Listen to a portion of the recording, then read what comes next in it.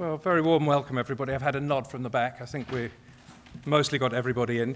Warm welcome to the last of our, in this year's series of Professorial Inaugural Lectures. My name is Jules Pretty. I'm Deputy Vice-Chancellor, just introducing our speaker this evening and then chairing a little discussion at the end. These inaugural lectures are a series of special events to celebrate the research undertaken by our recently appointed professors. Actually, as Pete is the last in the series. It's not so recently, actually. It was last October. The University of Essex is ranked 9th in the UK for quality of our research, and we're proud to be undertaking and producing research that really matters for the world. It's also been a great privilege to have global thinkers at the university, and this series has helped showcase colleagues from sociology, law, literature, government, and the data archive. I'm welcoming Professor Pete Fussey tonight from the Department of Sociology. Sociology at Essex is ranked 24th in the world in the latest QS World University Rankings by subject. And Pete joined the Sociology Department in September 2010 after 8 years at the University of East London working on criminology and criminal justice. He specializes in terrorism and counterterrorism, critical studies of resilience, major event security. I think you might refer to the Olympics, perhaps, I'm not sure. So I think that's a kind of major event, isn't it? Surveillance in society and organized crime and urban sociology. These are things that touch us all in various ways, even when we don't think they do. Professor Fussey has published extensively and is currently working on 2 large-scale ESRC and EPSRC funded research projects assessing counterterrorism in the UK's crowded spaces and investing future urban resilience to 2050. His other work focuses on organised crime in the EU, with particular reference to human trafficking for criminal exploitation, with a monograph due to be published by Routledge this year, something for the ref. His recent books include Securing and Sustaining the Olympic City and Terrorism and Olympics, published by Ashgate and also Routledge.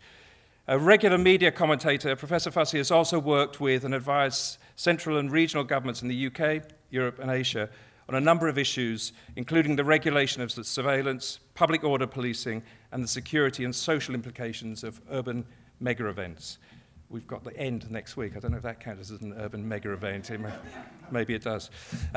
Moving swiftly on, the title of tonight's lecture is Surveillance, Security in the City. After Pete has spoken, we'll sit down at the fireside over here without the fire and take a few questions and observations and run that session for a few minutes before we repair upstairs, when you're all very welcome to join us for a drink. So over to Pete for his lecture on surveillance, security and the city.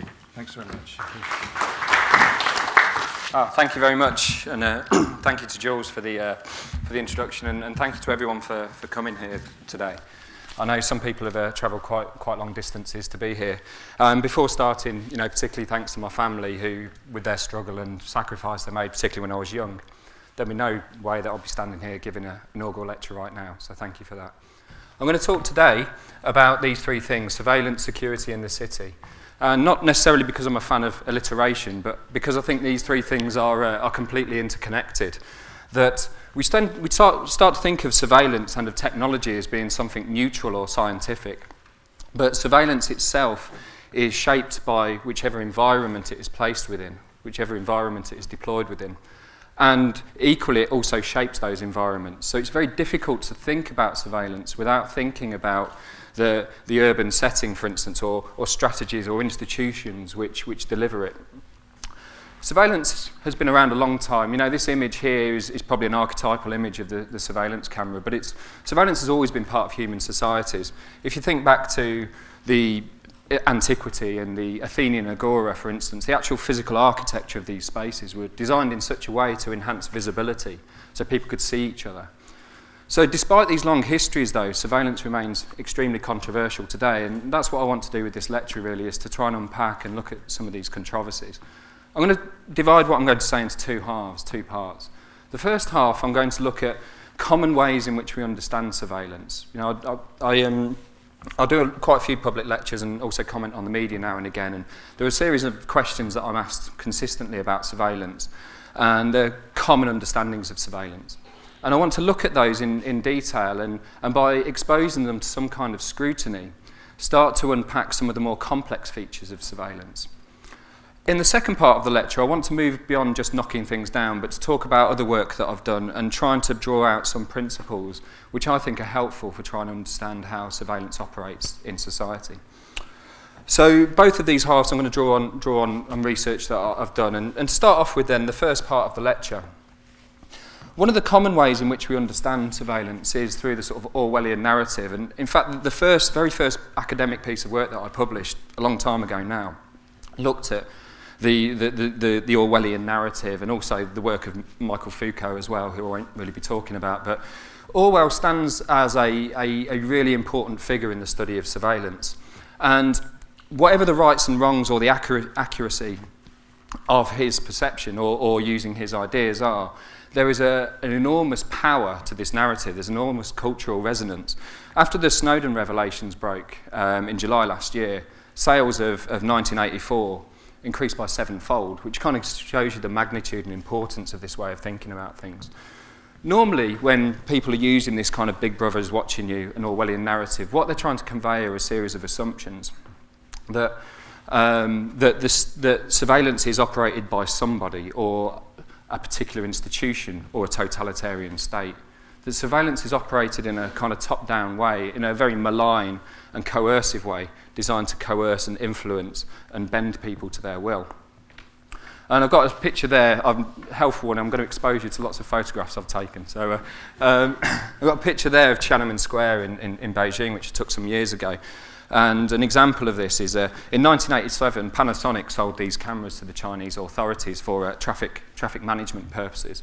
Now, anyone who's been to Tiananmen Square knows it's paved over and there's not a right lot of traffic there. But in 1989, when there was the uprising, these cameras were repurposed and then used to track down activists and dissidents. It's a classic case of what in surveillance studies you would call function creep or surveillance creep, cameras being repurposed for something else.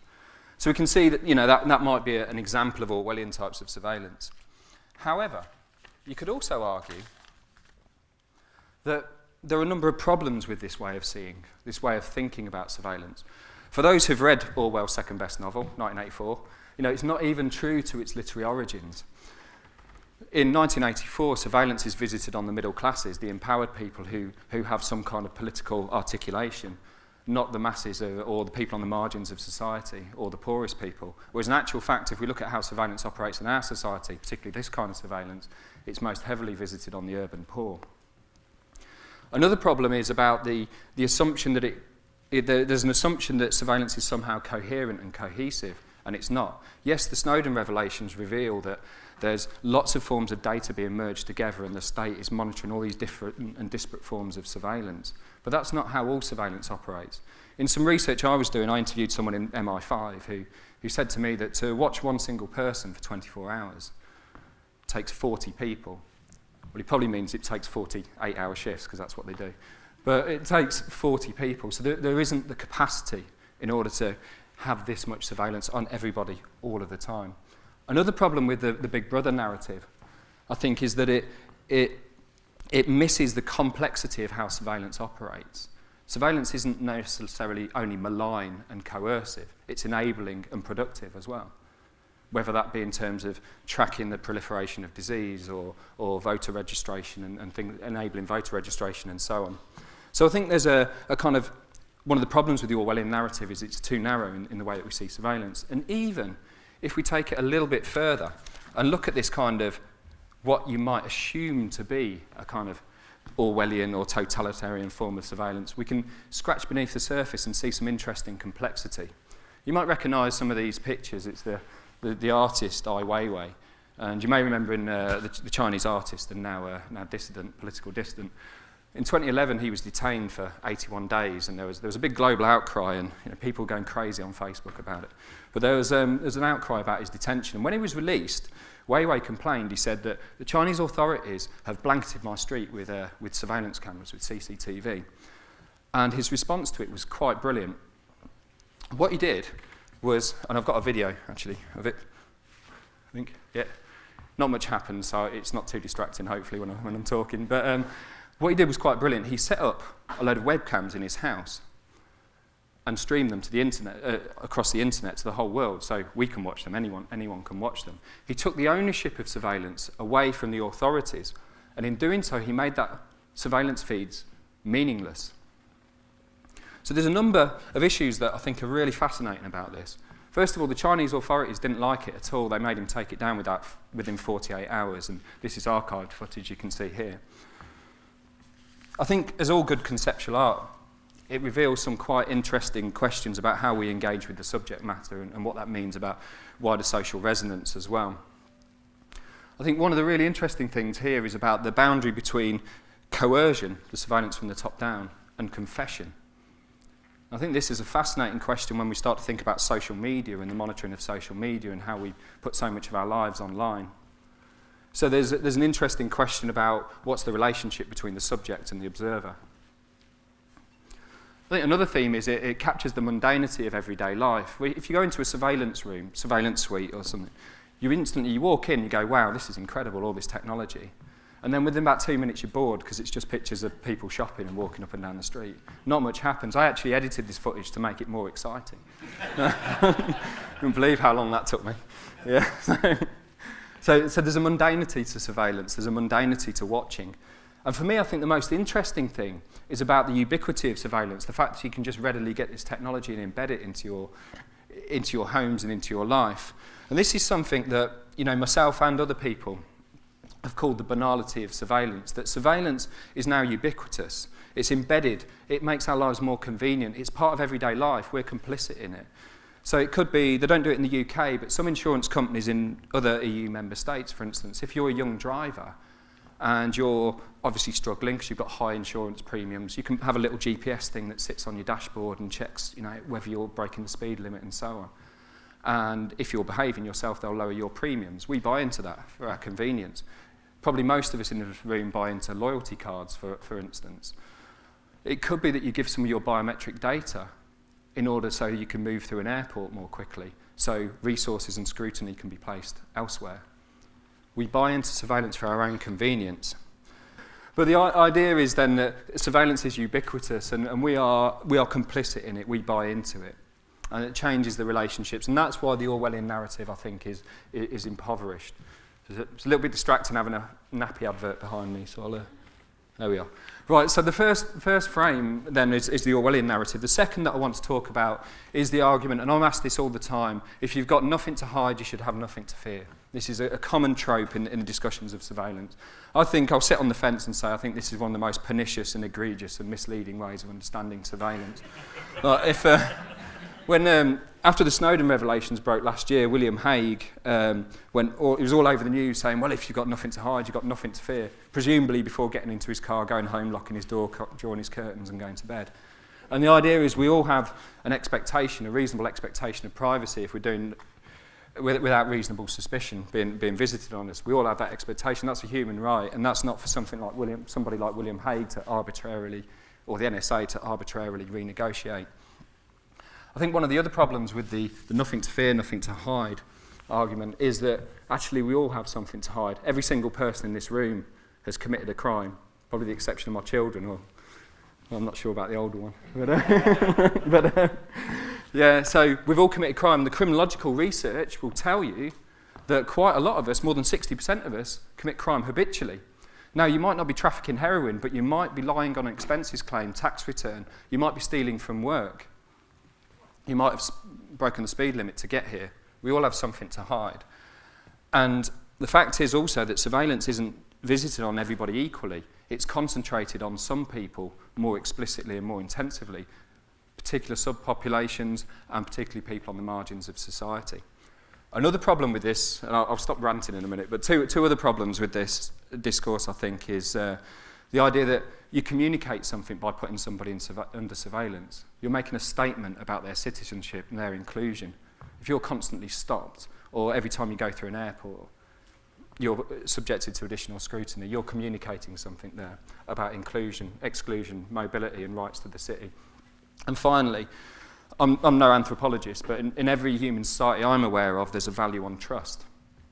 So where is the trust in a discussion about having, well, you should be totally transparent and we should be able to scrutinise everything you do? So that's the second frame then, that there's nothing to fear, nothing to hide, which I think is also problematic. The third debate, which I want to spend a little bit more time on, is the idea that there's somehow a balance between liberty and security. And this is often something I'm asked all the time. What's the balance between liberty and security? You know, it's customary for a surveillance studies scholar to sort of misquote Benjamin Franklin here, who one of the founding fathers of the US. He kind of said that something along the lines that if you're willing to trade your liberty for security, you will lose both and you deserve neither. And what I take from that is that liberty and security aren't quantifiable categories that are just in balance with each other. You can have more liberty and more security. You can have both, and you can have neither. Just by having more security doesn't mean you have to have less liberty, and vice versa. And to extend that argument a little bit more, to look at those two sides of the equation, liberty and then security, I'll concentrate on liberty for a minute. With liberty, well, it's often narrowly conceived as a subset, I guess, of liberty, which is privacy. That's not the only social cost of surveillance. There are much more important costs here at play. So privacy is kind of often derided as something that wealthy nations, wealthy people are concerned with, what the kids might say is a first world problem. You know, the problems of surveillance actually cut much deeper than that, and much more sociological questions about citizenship, about social justice, about inclusion and your right to move around. These are the things that are important. And let's take a look at what those social costs are. You know, one of the biggest costs of surveillance is what surveillance scholars call social sorting, or what everyone else calls categorisation. That surveillance is used to categorise people into desirable and undesirable categories. People who are worthy of scrutiny and a risk, and people who aren't. And this might be that if you're always in trouble with your finances, you're always overdrawn, or got a bad credit history, when you phone your bank up, it might mean you get diverted to a less skilled operative or a different department of the bank. It might be, as when Amazon were taken to court in the United States, that you pay more money when you want to buy music online or movies online based on your previous browsing history. It might be that you're always scrutinised every time you go through an airport. And there's several interesting things, I think, here at stake. One of which is, how do we decide what's a risk and what's not? You know, the whole of the history of criminology has been based on this question. We used to measure heads a couple hundred years ago, 150 years ago. How do you assess whether someone is a risk or not? And frankly, our powers of prediction aren't up to the job. We are atrocious at predicting criminality. Whatever people say, we are appalling at it. That doesn't stand up to scrutiny. Secondly, what happens to the reflexivity? How do you question those categorisations if you're on one of these lists? It's only very recently you could question your credit rating, your credit history, which has an enormous impact on your life chances and all sorts of aspects of your life and life choices. So this issue of categorisation, I think, is of fundamental importance. There are a whole range of other sort of social and ethical issues around surveillance that aren't just about privacy or liberty as well. I guess one is proportionality. I mean, as Jules said in the introduction, I've done quite a lot of work advising different governments on the regulation of surveillance. And surveillance users will always tell you what they're doing is proportionate. And so you follow it up with a question saying, well, how do you define proportionality? And they go, I don't know, it's just proportionate. You know, it's difficult. I mean, I am making fun of them, but it is difficult. It's a difficult thing to do. I mean, legal scholars tie themselves in knots rightly about it. But it's just the thing we say. So the Snowden revelations tell you that exactly. There's no real evidence, or there's a lot of contestation whether the bulk monitoring by the NSA and GCHQ has stopped any terrorist attacks at all. Number plate recognition cameras installed into the City of London after IRA attacks in 1992 and 1993, which, proportionate, there was a threat there was terrorist action, okay, you can make a case for that. They now log 18 million vehicles every single day. So the argument of proportionality is out the window. Another social and ethical issue, I think, that really fascinates me about surveillance is, and this is something I've looked at a bit in my research, but I really want to do this more in the future, is the impact on judicial processes, on the criminal justice system, of having technology in place. There's a literature in criminal justice studies on what's called the prosecutorial bias, that, you know, certain eyewitnesses, if an eyewitness is good looking, for instance, you know, that affects the case and things like that. But I think there's some really interesting work to be done around surveillance. And I'll indulge me with a quick anecdote. You might have heard of the case of Joanna Yates. She was sort of in her mid-20s, and she was murdered in Christmas 2012. 2010, they found a body on Christmas Day, and she was murdered in Bristol by one of her neighbours, Vincent Tabak. And some of the research that I did, I interviewed a number of the detectives who were involved in this case. And one of them was showing me this CCTV footage, which some of it was later released, how the murderer of Vincent Tabak, he basically murdered Joanna Yates, and he put the body in the boot of his car. And he was driving around Bristol, and he stopped off at Asda to get some groceries. And then he got his groceries and then went and disposed of the body, which was shown to the jury as a damning indictment of his character. I mean, it's pretty macabre stuff, right? And when the detective was showing me this, he turned to me and he said something that I found really surprising. He said that the value of this footage isn't because it swayed the jury or was key to us identifying them in Vincent Tabak. We had lots of ways in which we could identify Tabak. What it did was it humanised the crime. It made it more emotional. It had an emotional impact on the jury, which meant they were more likely to convict him. Now, my understanding of the criminal justice system is totally opposite of that. You should remove pathos and emotion. It should be as cold as possible, objective look at the facts. So I think there's some interesting work around there. Okay, so I've talked about the costs of surveillance, social costs. I think I just want to talk about the other side of the balance, the liberty security. What about the security aspect? Are these costs worth it? Are the social costs worth it? Are we given the security that is claimed? And the answer is, frankly, well, it's difficult, it's complex. That's an academic answer for you. Really. But if we look at crime, then the jury is really out there. For if you take decent studies of a decent methodological standing, for every study that will tell you that surveillance cameras, for example, work, there'll be another that says it's inconclusive or it doesn't. You know, you could probably fill this room with the research, that pages and reports done on CCTV. And I think, to be fair to the literature, which I've probably read most of it, or all of it, I don't know. But to be fair to the research, it's probably the things that surveillance cameras are good at are preventing crimes against things, crimes against property or vehicles, what the Home Office calls high volume crime. They're less good at preventing and stopping crimes against people, the things that we're frightened of, violence. If we look at issues around terrorism, which is increasingly used as a way of justifying more surveillance, we need surveillance for counter-terrorism purposes. This is an area of work which I've really sort of focused on over the last 10 years, really. And I've done a lot of research looking at the way in which surveillance footage is used in counter-terrorism investigations and so on. And there are cases when surveillance cameras, for instance, have been absolutely instrumental in catching somebody. There's no question about it, absolutely. One of the most famous cases or famous uses of surveillance in this way was in London, the city in which I study. In 1999, there was a racist right-wing nail bomber, David Copeland, who planted 3 devices around the city. The third of which, Monica and I actually witnessed the terrorist attack. We were just walking into Old Compton Street as the bomb went off. And the surveillance camera footage was instrumental in catching him. Basically, what happened was they got a script, they got an image of him dropping the bomb in Brixton, the first bomb. A cab driver recognised him, they narrowed it down. Eventually, his boss recognised him. And it's a great story, you know, and he's still in jail, and that's a good thing.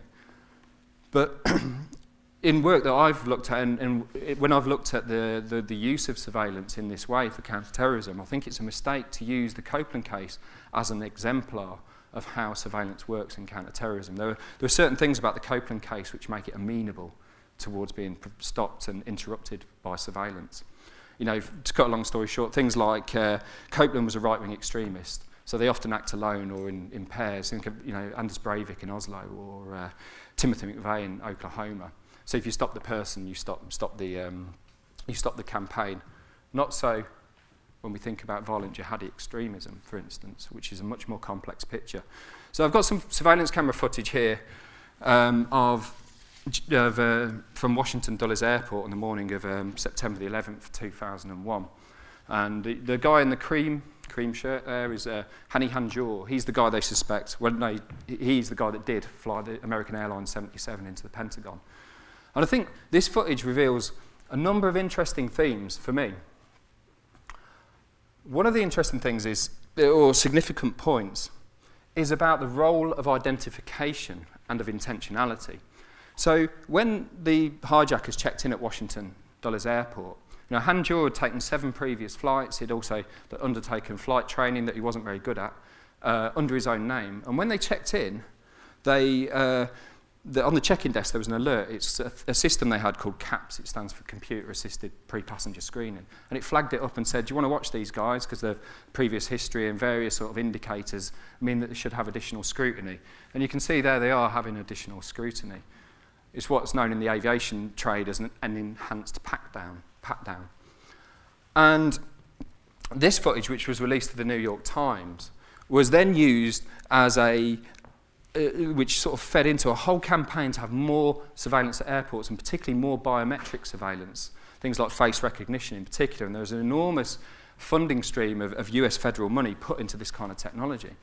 But as this footage shows you, it's not necessarily the identity that's at stake, it's the intention. And that's something that surveillance cameras can't penetrate. So we need to temper our enthusiasm for technological solutions. Another case I've looked at in perhaps more detail and might be extremely familiar to people is the July the 7th, 2005 bombings, for instance. And I think this reveals another set of issues about whether we have enough surveillance. So the footage on the top left there, the guy at the very top, Shahzad Tanweer, and the chap on the right, Mohammed Siddiqui Khan, were known to MI5 over a year before the attacks. There was enough information, it's just they didn't prioritise it because of the white noise of other stuff going on. What's even more interesting is that none of these pictures were actually of July the 7th. They're all of June the 29th, 9 days before, when they conducted a dry run. It's interesting that from the three people involved, the person who's missing is Hasib Hussein, the person who blew up the number 30 bus, of which more later. So there's an argument here of whether we have enough surveillance. You know, that's the sort of famous one of going into Luton Station a week and a bit later, of whether we have enough surveillance. And just to underscore that point, here's Hasib Hussein. It's not very clear. Let's see if I can point it out a little bit better. There he is. In the old, he's in W.H. Smith's, the old W.H. Smith's in King's Cross Station. After the three other bombs had gone off, he's buying a battery. He's spending £4.49 on Duracell battery because he's worried that his detonator won't work. So he's gone and bought a battery, and there he is leaving King's Cross Station straight afterwards. On his way to get onto a number 91 bus, change his mind, get off, get onto a number 30, and we know what happens after that. So it's kind of interesting that, you know, again, all of this footage, I mean, you see these less often, but certainly the central picture at the top are used as a way of saying we should have more surveillance, but there's an argument to say we have enough surveillance. The skill is interpreting the information. What's also interesting about this case as well is that surveillance footage had nothing to do with the identification of the July the 7th bombers.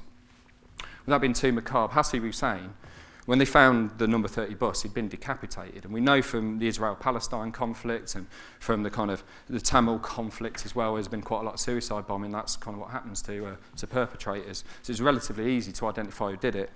That evening, Hussein's parents phoned up the missing persons hotline and said, oh, well, my son's missing, and he came down to London with three of his friends. They were very interesting. And, you know, the investigation kind of ballooned from there. So, you know, other people as well as me have said this, but counter-terrorism and security is an art, not a science. And it's not necessarily augmented or made better by the science of technology. Okay, so that's kind of part one. I've tried to say then that there are certain tropes and certain ways and narratives of understanding surveillance in society. And by exposing them to some scrutiny, hopefully it's revealed a greater complexity to how surveillance functions and works and security works and so on. In the second part, in the final hour of my lecture, 15 minutes, 20 minutes, I just want to do something a little bit different. I want to focus on work that I've been doing, particularly during my time. It seemed fitting to spend some time talking about the work I've done whilst I've been at Essex over these last 4 years. And I've focused quite a lot on counter-terrorism, but particularly how that pans out spatially. And what that means in English is how counter-terrorism strategies are deployed in particular spaces, and in cities in particular. And throughout my career, really, I've been very, very fortunate in that I've had some pretty good access to organisations and people which researchers, particularly social scientists, don't often get access to. So a lot of what I'm going to talk about is based on empirical data. It's fieldwork, interviews with people in security services. I've been in no end of CCTV suites and been on patrol with the cops and been on exercises and all sorts of things. So it's based on some of the sort of fieldwork that I've done. I want to talk about three things, and in doing so, I just want to make the point that surveillance is therefore has to be seen in terms of the environment in which it's deployed. So I will talk more generally about the city and more generally about security as well. And I'm just going to talk about three things, three principles that I think are quite interesting and important for thinking about surveillance. First is the notion of enclosure or rebordering. And this is kind of where it's at really in urban studies and has been for some time.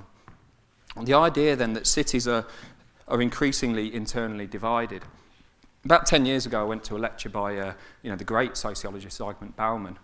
He was talking about this issue, and he's got a lovely turn of phrase, and I don't agree with him, but it's a really nice way of saying it. He said at the end, he said, once we used to construct walls to encircle cities.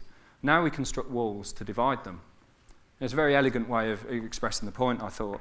And so urban studies has been very, very concerned with the issue of enclosure, the way in which we create privatised zones or places that are cordoned off from the rest of the city, or live in gated communities or concierge developments or heavily regulated places of consumption and so on. And what the geographer Stephen Graham, I think, nicely calls passage point urbanism, that we move from one protected enclave to another increasingly. And my work in this area, I've looked at two things really. First of all, the mobility of ideas, the way in which ideas have moved from one place to another around this. So this is a picture I took of the separation barrier in Israel, Palestine, well, in the Palestinian territories, frankly. And one of the sort of points I wanted to convey really with it is the idea that we try out various forms of security on the frontiers and re-import them back into our urban spaces. So in work, I've particularly looked at Beirut, for instance, and forms of security and changing the architecture of particular places to prevent terrorist attacks, which have been re-imported into the UK, into London, for instance. So this can be all sorts of things like making sure not only privatised enclaves stop people coming in and out, but it could be like rerouting traffic away from buildings with lots of glass. So the thing that kills people in terrorist attacks isn't the explosion, it's the secondary and tertiary effects. Flying glass kills most people. So one of the things I've been quite interested in is this idea of frontier urbanism being transplanted back into the city, where there's an architecture of enmity, almost like we see fortress aesthetics being embedded into the urban space. And often this is predicated on a series of very simple ideas. The idea that you can't really change somebody's motivation for committing a crime, or you can't really change the motivation for wanting to commit a terrorist attack. But as many criminologists have mentioned, changing people is difficult and expensive. And for those who've read, Ken Casey or Anthony Burgess, it's highly immoral as well, you could argue. And but what you can do, you can't change the person, but you can change the opportunity, you can change the environment.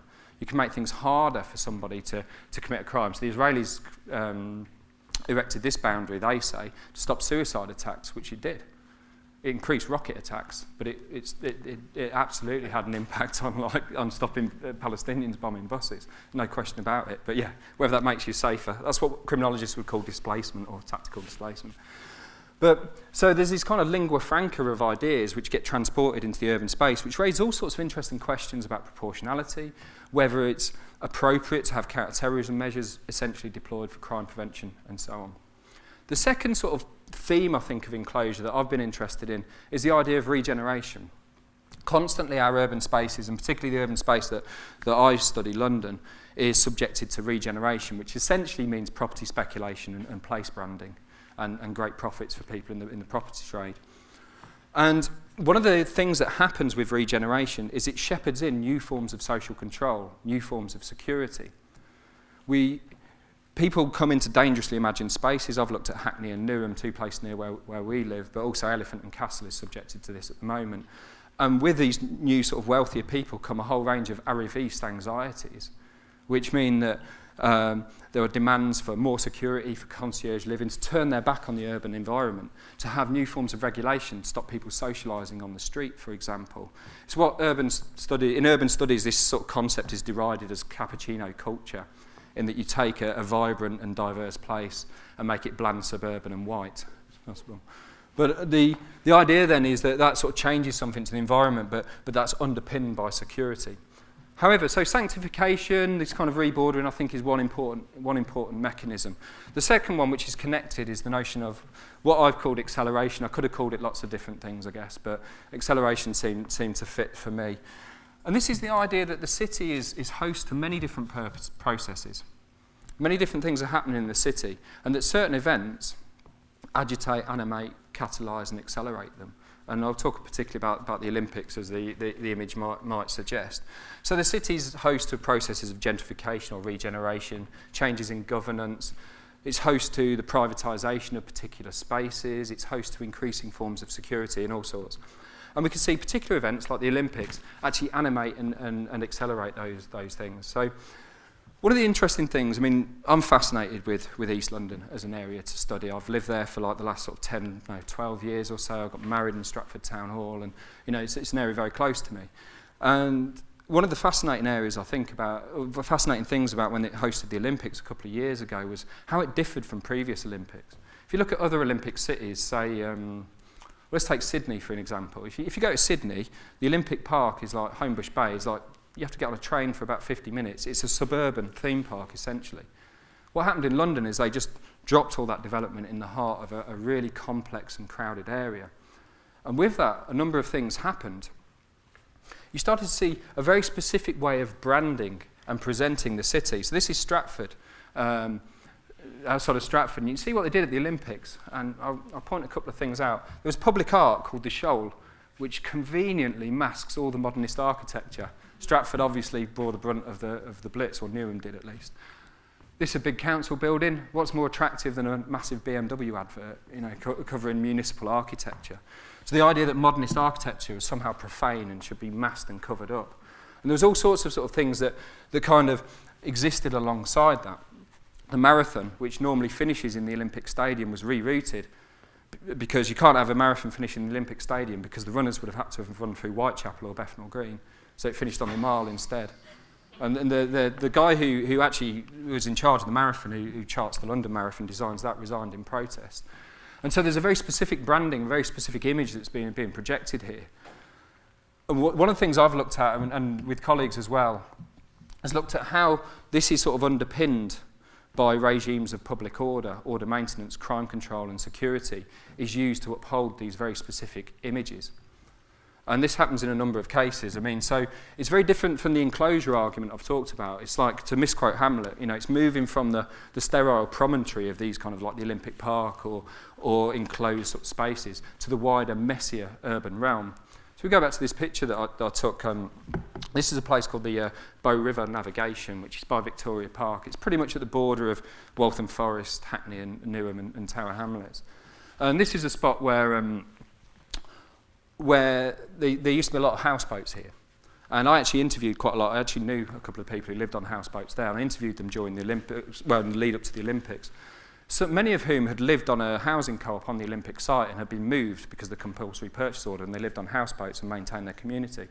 6 months before the Games, the British Waterways Authority hiked the mooring fees by 1,000% to move the unclean or unsanitised populations to sterilise the area.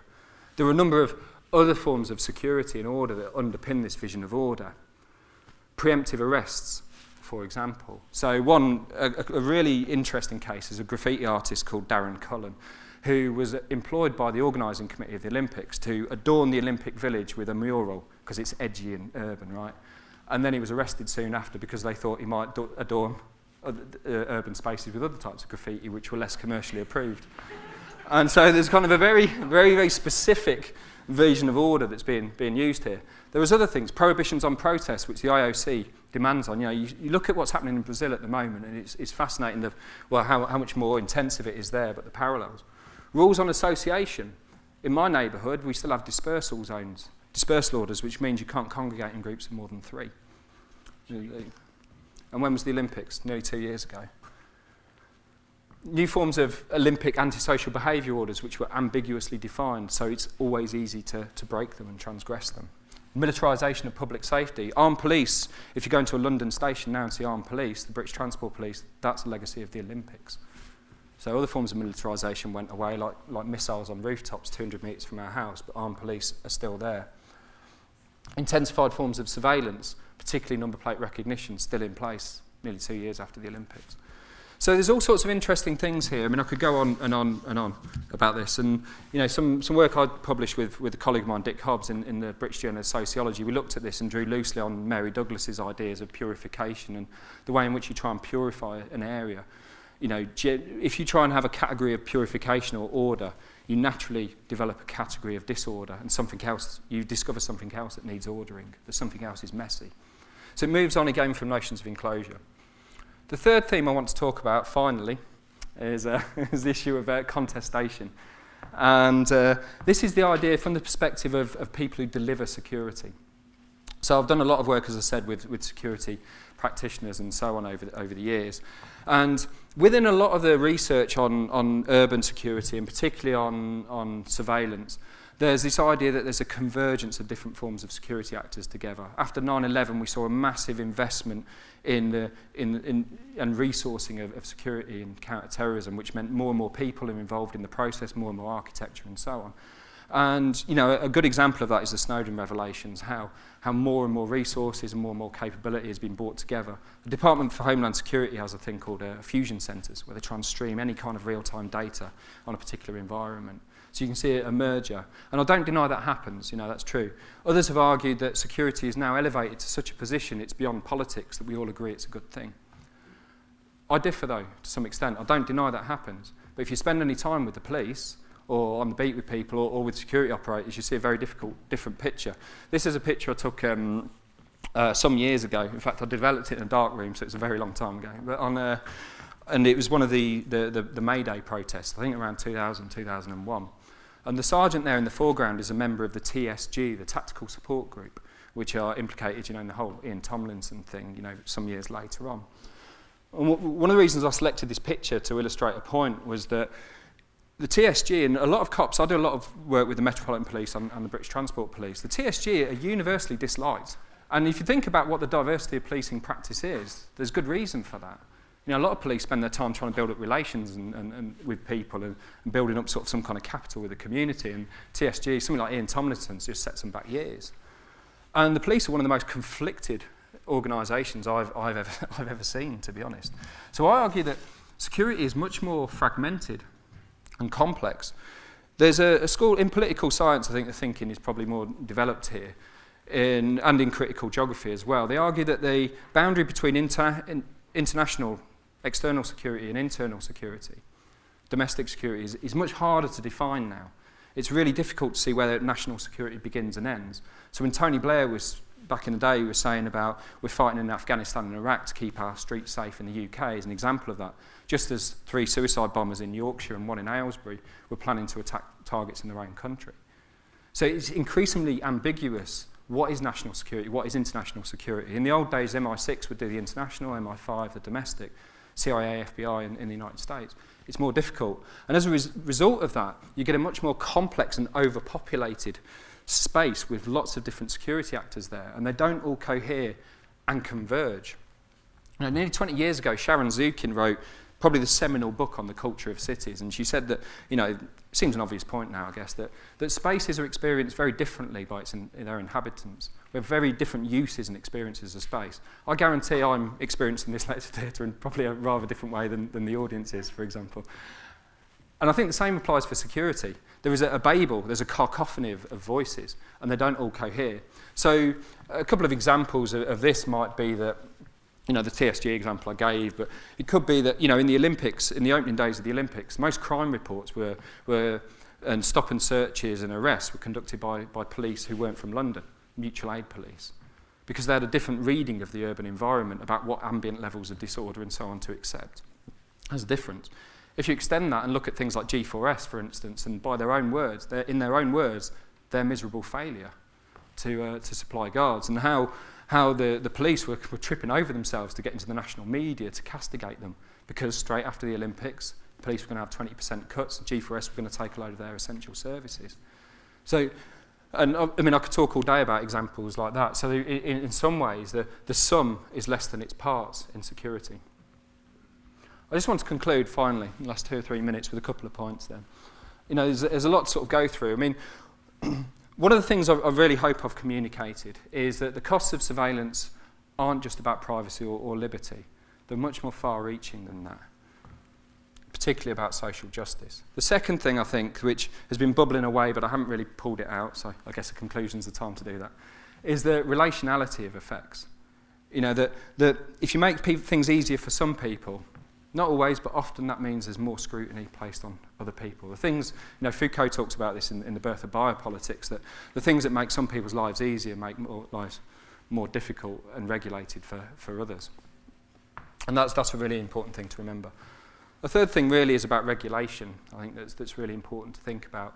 Let's say I've done quite a bit of work on regulation in the past. And, you know, the speed of regulation, generally, of surveillance, is glacial. And it leaves behind it extremely unspectacular and bland landscapes. Not much happens and not much changes. Technology moves, obviously, much, much faster than regulation can. Technology is rate limited by processing power, by data mining capacity, and capacity more generally. So there's all sorts of issues around there. And the final thing I want to say is about space, the final frontier, I guess. That is to think about the application of these technologies and these security practices on space and what that does to space and for all of us. Frederick Law Olmsted, who was one of the co-architects of Central Park in New York City, you know, he was a very progressive, he had a very progressive view of the city. And he argued that Central Park should be a place where it's a release valve. It's where people should come and decompress from the pressures of urban life. But most importantly, to do that, they need to be able to mix and engage and interact with everybody else. You know, Nietzsche, in his typical understated, very quiet, modest sort of style, said we should, in the Gay Science, said we should build our cities on the slopes of Vesuvius. But what I take from that is the idea that we shouldn't be so risk averse. We should accept a level of ambient risk and excitement. You know, everybody says cities are great because they have vitality and their diversity. But let's think about what gives them that vitality and diversity. Cities thrive on surprise, on the unexpected, on the accidental, the unknowable range of possibilities. And to realise that, to allow that to happen, you have to have rich sites of interaction, not bland, sterilised, ordered, Disneyfied spaces. These kind of uniformed and cleansed visions of order, they remove the uncertainty that makes cities special, but they also impoverish us all. That's it. Thank you.